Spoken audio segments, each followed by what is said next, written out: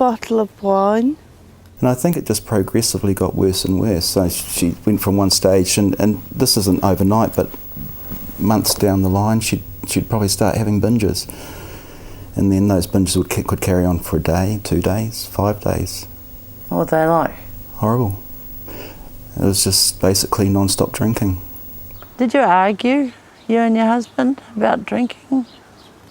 We began to argue about everything. The drink made it okay to argue. I couldn't get hurt.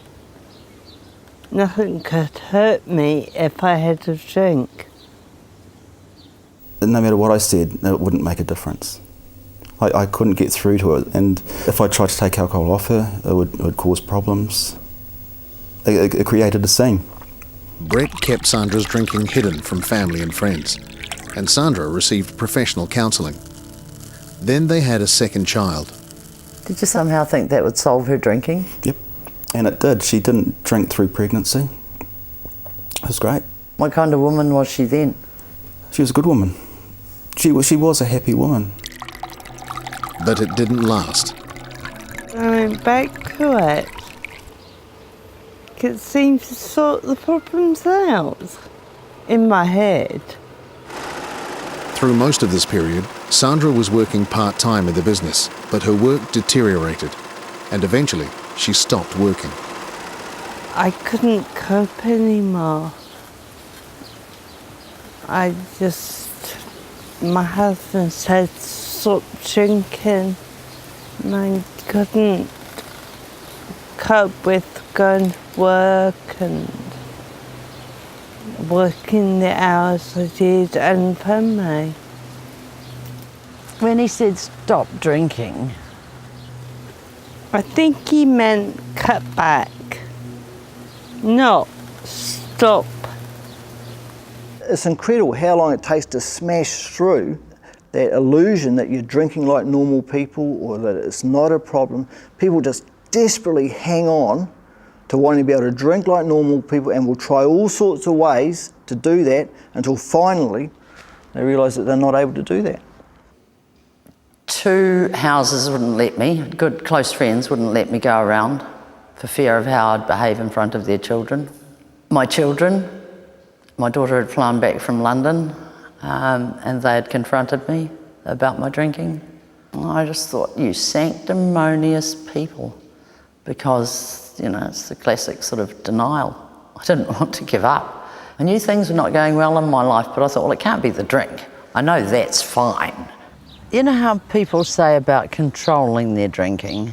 Yeah. Could you control your drinking? I thought I was. In my mind, I thought I was controlling it. I thought that, hey, one day it's going to click, she's going to realise she's got 2 beautiful children, and I just thought one day it would get better. I really did. I really thought she'd get better. I thought she'd just come to some stage and think that's enough. Treating the family members very much about getting them to put clear boundaries up and let the drinker do what they've got to do. Let the drinker get to that place where they've got to actually front up and come up and staunch up and deal with it. Sandra never got to that place. She and Brett split up in 2005. Brett now cares for their 2 sons, has remarried and is happy. Sandra lives in a nursing home where alcohol isn't permitted. So you're just over 50. Yes. What's the drink done to your health? Well, I'm in a wheelchair. I think it really has affected my health a lot. What do the doctors say? I can't remember. Are there things you try to remember and you can't remember? Yes. Can you tell me what that's like? It's awful. Awful. People say, oh, remember this, remember that, and I can't remember it. I think people don't realise the toxic nature of alcohol. The research on the toxicity of alcohol is as strong as the toxicity information we have about tobacco. And although we don't get the same number of deaths, we only have 1,000 deaths per year directly attributed to alcohol and 5,000 from tobacco, There's an enormous amount of collateral damage from alcohol. Alcohol is classified by the World Health Organization as a Class 1 carcinogen, sitting alongside some pretty frightening substances, and it's been linked to increased incidence of breast cancer and cancers of the mouth and throat. The total cost of our harmful alcohol use was estimated at $4.9 billion in 2005. It's 2 a.m. Rachel is still dancing in one of the clubs, but Kerry and Arnie have decided to go home. It's early for them. They'd usually be out till 6, fueled by a diet of RTDs. So has this been a good night? Yeah, no, it's actually been okay, yeah. It's been average. Average. Average. How much do you reckon you've drunk tonight? Because what I saw was quite a bit, yeah. None, not as much. No, as normally. nothing compared to what we normally drink. I'm still walking straight. We're still walking yeah. and talking, which is not generally what we do. After the break, the Law Commission made lots of recommendations, but how many have the government picked up on? It's just a lot of smoke and mirrors. And how will it affect heavy drinkers? When is enough? Enough. When I fall to the ground.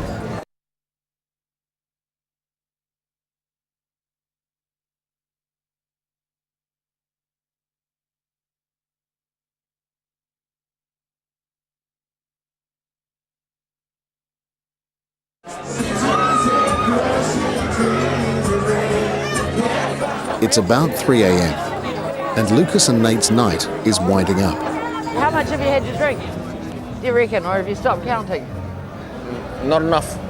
How much have you had to drink, Lucas? Let me guess. Not enough. When is enough? Enough. When I fall to the ground. While Lucas isn't on the ground yet, he's intoxicated enough to have just given his last $50 to a busker. You gave the busker $50? Yes, I gave the busker $50. Was that your intention? Unfortunately not. You know what? Yes, it was. So how will the new liquor bill affect heavy drinkers like Lucas? If the Law Commission's recommendations were being enacted, then some of the measures would have a big impact, like introducing minimum pricing and excise tax, and tighter controls on advertising and sponsorship. And lowering the blood alcohol level would restrict the number of drinks they could have before driving a vehicle. It was clear that the review team had read the literature, had gone out and seen for themselves the heavy drinking culture in New Zealand, and had put together really a blueprint for change. But the government chose not to include many of these new proposals. We were looking forward to a bold alcohol reform bill, and what came out was very disappointing. It's just a lot of smoke and mirrors. When you look at it, and the rhetoric around it is that a lot of the recommendations from the Law Commission have been met, but in fact none of the ones that will make a substantial difference are included in the bill. Getting back to how the new legislation will affect Lucas, bar staff are less likely to serve him if he's drunk. The fines are going up. And the changes to the opening hours of clubs and off licences and to liquor licensing might affect his ability to buy alcohol from his local dairy or in off-peak hours. The one area that might hit him is around ready-to-drinks. The Woodstock RTDs he drinks are 8% alcohol and contain almost 3 standard serves. The new bill will limit RTDs to 5% alcohol and 1.5 standard serves. This is a government initiative and goes against the advice of the Law Commission. And it could fail on several counts. First, we have a trade agreement with Australia. That means food and beverage standards can't be changed without mutual agreement. So it doesn't matter what New Zealand does internally, the closer economic relations treaties means Australian-made RTD can be exported into New Zealand, full stop. Australia will continue to produce RTDs with an alcohol content above 5%, so they could still end up on our shelves. I'm a lawyer who's done a lot of work in the alcohol industry. I've done a lot of work in dealing with international treaties. Melbourne lawyer Stephen Stern successfully retained the rights to the champagne brand for the French wine industry. Now representing RTD producer Independent Liquor, he's detected several flaws in the proposed legislation. First, the potential breach of trade agreement, and secondly, it has to clearly define what an RTD is. It's not an easy task. Bailey's Irish liqueur fits into the definition, or most definitions that I've seen, of RTDs. If there is reasonable doubt as to what the term RTD covers, then the law would not be effective. So that is actually a major hiccup. It's a serious issue, definitely. Another major hiccup with targeting RTDs is when other countries have done it, drinkers simply switched to other forms of cheaper or stronger alcohol. Targeting RTDs is just one of several measures in the bill pitched at the young. But is this the right place to focus most of the reforms? Less than 10% of the heavy drinkers in New Zealand are under the age of 20. Yet the strongest reforms are aimed at this 10%. The split purchase age, 18 for on-licence premises and 20 for off-licence. And the restrictions on parents and family buying alcohol for under 18s. There's too much focus on youth.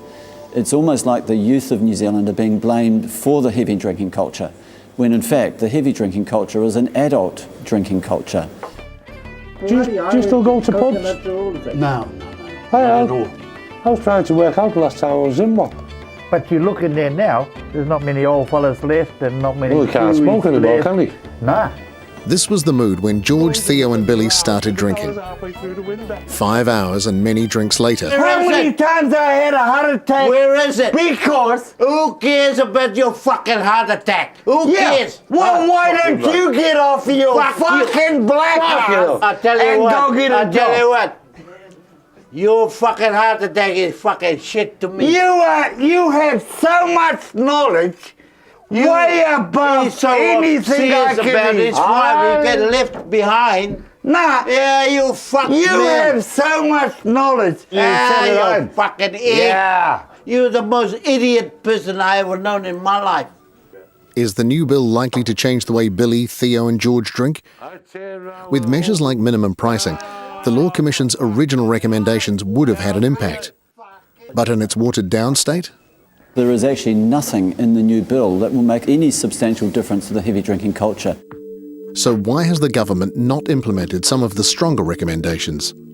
It just does not make sense for a government to ignore the science and to ignore public opinion for there not to be vested interests in behind the scenes. The local liquor market is estimated to be worth between $4 and $5 billion a year, and it's dominated by influential companies like the liquor and supermarket chains, and the two main liquor producers, Lion Nathan and DB. So how much influence does the industry have over government policy? You're suggesting that there's some sort of clandestine approach going on that means that the liquor industry is somehow getting what it wants here. Does the liquor industry influence government policy? It's no secret that the alcohol industry has people working in its interests, lobbyists. That has been, and still is, Liz Reed's role. Yes, there is an element of self-interest in companies, whether they're alcohol companies or not, putting their position to government, because obviously they want to remain profitable. But it's the profitable companies that employ people, that pay tax, that contribute, and, you know, I mean, that's what an economy is founded on. Now, in this area, because we know that there are outcomes that we don't necessarily want to get. Harm that we have to use taxpayer money on. That we have to use taxpayer money to fix. Then isn't it in the interests of politicians and bureaucrats to, for goodness sake, listen to what the producers and retailers have to say?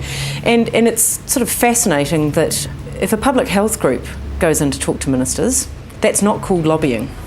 And yet, if I go in to talk to ministers, that is. However, it appears that Justice Minister Simon Power has gone to great lengths to separate himself from both sides of the debate. The access has been nil.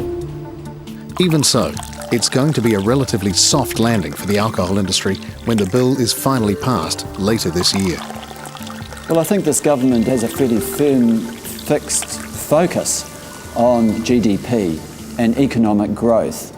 And I don't think that they see alcohol for what it actually is. It's being treated as just like an ordinary supermarket commodity, like anything else, like milk. And so GDP growth around alcohol must therefore be good. But unfortunately, GDP doesn't measure misery and suffering. Apart from drink driving accidents, drunk student outbursts and tragic cases that make the news, the harm caused by alcohol happens behind closed doors. And the stigma around alcoholism means it's a hidden problem, discussed in the seclusion of anonymous meetings at anonymous halls. Perhaps the first step towards becoming a civilised drinking culture is for us as a nation to front up and admit we have a drinking problem. It's really hard to say I'm an alcoholic addict. The first time I said it and knew it was true was quite, I don't know what you'd call it, kind of liberating. Well, oh, thank God we've diagnosed me. It's like I've been going to the doctor for 100 years, different tests, and they finally find what it is. So I actually felt relieved. I was sick of it.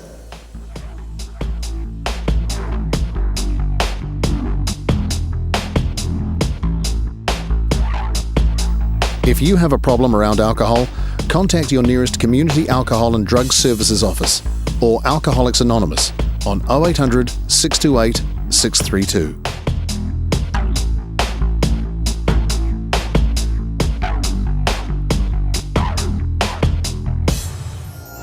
Supporting local content so you can see more of New Zealand on air.